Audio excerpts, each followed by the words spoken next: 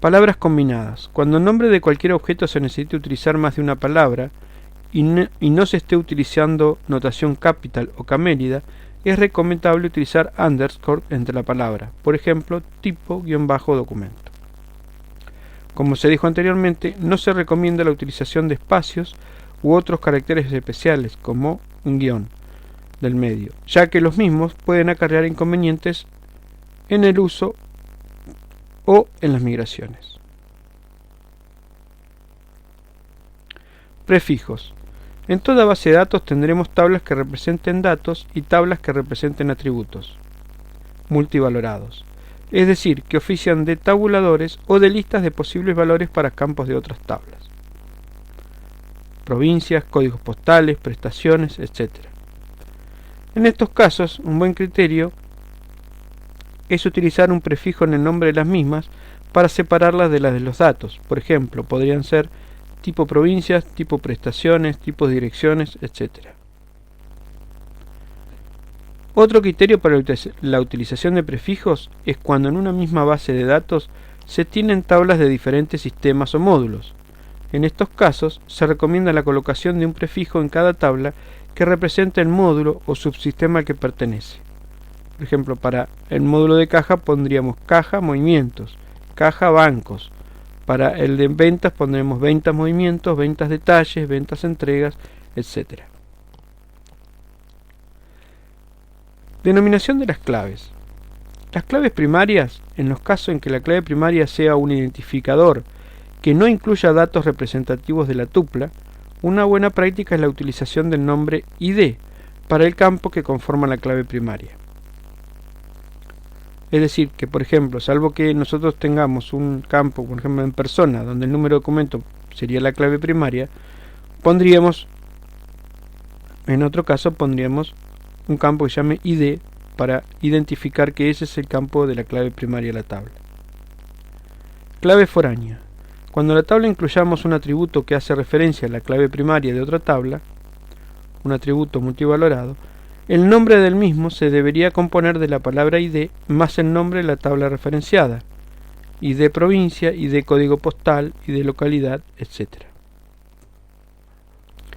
En los casos en que la clave primaria no pueda generarse a partir de datos representativos de la tupla, una buena alternativa es utilizar campos autonuméricos o incrementales automáticos. Es decir, que si no vamos a usar datos representativos, como decíamos, el número de documento, y vamos a usar un campo que se llame ID, lo bueno sería que ese campo sea un autonumérico o un incremental automático.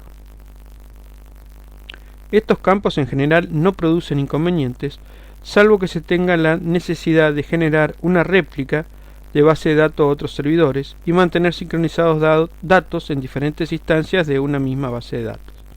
En esos casos deberemos optar por otro tipo de dato para el almacenamiento. En ese caso debemos optar por campos UID o UID. Estos campos almacenan datos que se generan una vez y se garantiza que no se van a volver a repetir el mismo dato en otro lugar y momento. Lo malo de estos campos es cuando se intenta analizar los datos, es difícil recordar o seguir la foreign key que los utiliza. También pueden requerir más almacenamiento y en algunos casos pueden hacer que la base de datos sea más lenta.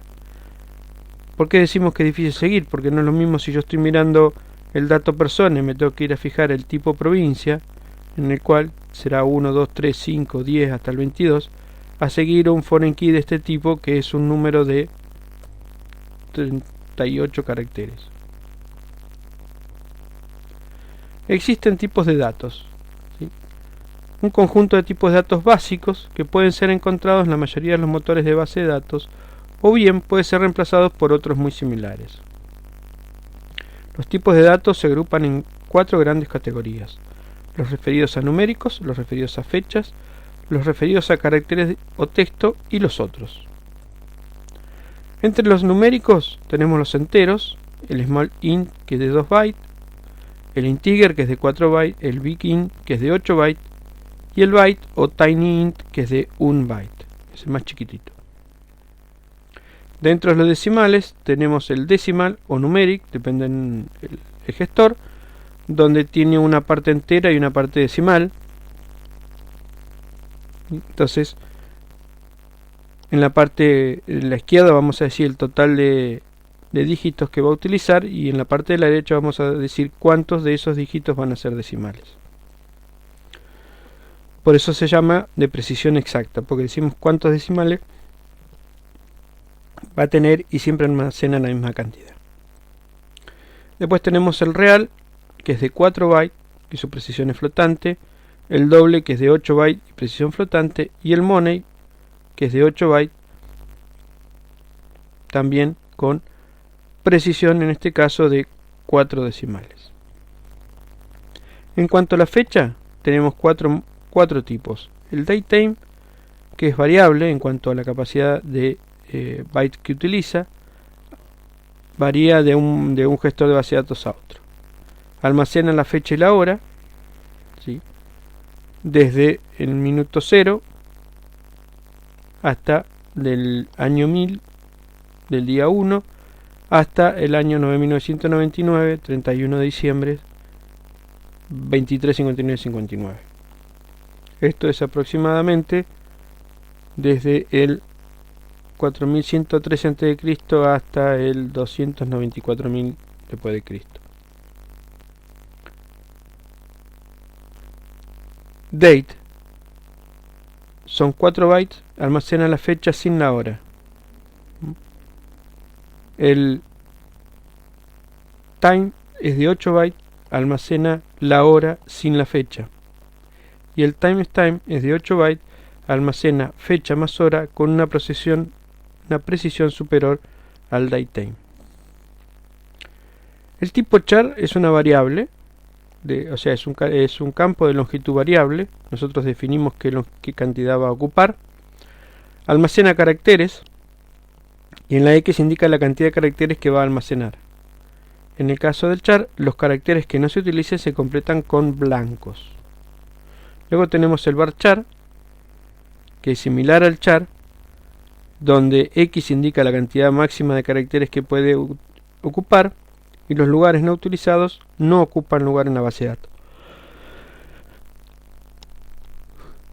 Y el text, que es un campo que almacena texto en grandes cantidades, y el tope del tamaño de este campo depende del gestor de base de datos. Otros, tenemos el tipo serial o autonumeric. Es de 4 a 8 bytes y se utiliza para generar campos incrementales, principalmente para las primary key. El bit o boolean es de 1 byte, utilizado para almacenar campos booleanos, true o false. Puede guardar true o false o 1 y 0. El UID o el GUID es de 32 bytes, tiene 128 bits. El identificador global único representa valores en hexadecimal. Ahí tenemos un ejemplo, y es case insensitive, es decir, que las letras pueden ser mayúsculas o minúsculas